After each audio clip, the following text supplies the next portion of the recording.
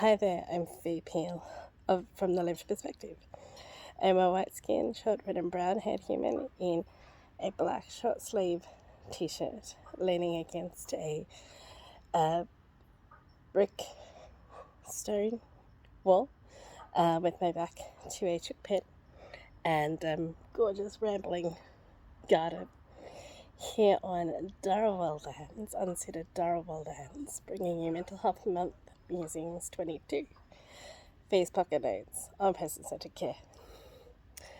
I want to talk today about another key learning of Carl Rogers that he talks about in the introduction to On Becoming a Person, which is that he has found, or had found, it really valuable to open up channels by which people felt welcome to communicate their feelings and their perceptions and their perceptual worlds, and the way in which they saw the world, and to find that held and respected and valued.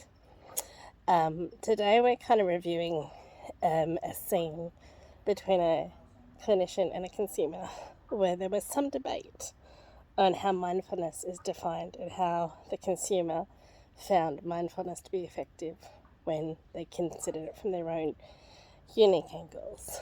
And it's something that I'd love to invite you to go back and revisit. One of the things that Carl Rogers was always very, very big on as he continued to develop person-centered care, gaming, teenage, son of a friend, just in earshot. One of the things that he was very, very big on was being able to accept people where they're at. Not for any reason other than accepting them for where they're at.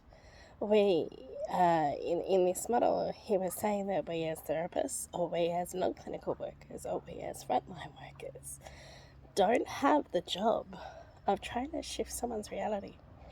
One of the beautiful things about person-centered care and Carl Rogers' model was that he always believed that in each and every one of us, we have everything we need, every resource we need to be able to shape our lives according to the beauty that lies within, and that we need space and time and an ability to mirror back the beauty of who we are before we can learn to trust it. So with that in mind, I'm bringing us back to that clinician-consumer scenario. I just want to encourage all of you to be thinking about what is the point of resistance? Why do we so desperately need to change the way someone else sees the world when we don't actually know the whole story? We know a moment in time, or a series of moments in time.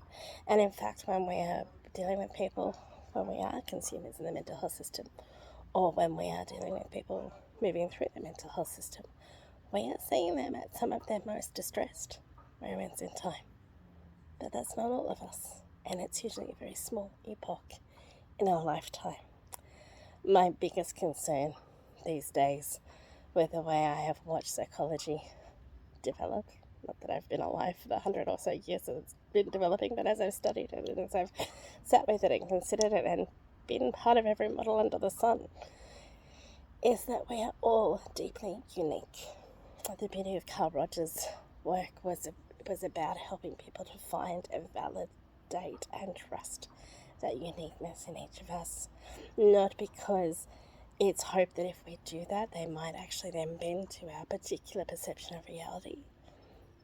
But our perception of reality, each and every one of us, is diverse and beautiful. And when we all learn to find our own voice and raise it, and then learn to listen to it in echo and tandem and dissonance and resolution with each other, we just might move ahead. Person-centered care is not about what works for you. Consumer and clinician. Starting with the clinician. So you're telling me that, you're having a bit of a down period and, life is getting really, really hard for you. What does that look like? Well, you know, I get up and I do the things I need to do, and it's relentless. I can't switch off. So when I go to bed, I can't rest. I can't sleep. There's just too much going on. Oh, so how are you going with those mindfulness techniques that we've been working on? They really don't work for me. What do you mean? Well, you know, I have been working on the breathing techniques, but the problem is that my anxiety, I think, is getting in the way. So when I'm focusing on my breathing, I collapse. What do you mean you collapse? I mean, like, I start focusing on the breathing and I literally fall off my chair. I don't think you're doing it right.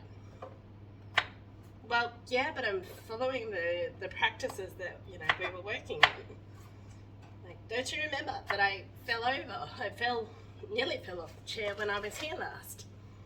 Oh, yeah, but I think you're working too hard. I think you need to go back. And I think you need to revisit the videos that I gave you. And I think you need to think less about it.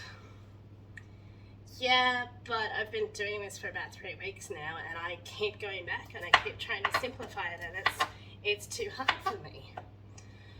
Yeah, I just don't think you've got the knack yet. It takes time, you know. It took me ages to work out how to do mindfulness properly. I understand, but I've been doing some reading and, you know, been reading about, you know, the principles behind mindfulness, and I do mindfulness in different ways. Oh, really? What does that look like? Well, you know, when I'm making a cup of tea, I really just pay attention to what I'm doing. I also really like silence. I get up very early and I read and I reflect and I write. Oh yeah, but that's not mindfulness. What do you mean? Well, no, mindfulness is about clearing your mind and not thinking of anything. But what about somatic processing? Oh, that's different. And that's good for some things, but it's not good for other things. So when I'm singing and I'm focusing just on the notes and just on getting that right, that's not mindfulness. No, because mindfulness is about you being connected to your breath and not thinking about anything, just focusing on your breath. But if I'm connected with my breath and the notes that I'm hitting, oh no, that's too complicated. And sing. Person-centered care is not about what works for you. If you are the clinician in that scenario, if you were to step up and say stop at any point in that scenario and step in and play as a clinician, how would you shift the narrative? Catch you on the flip side.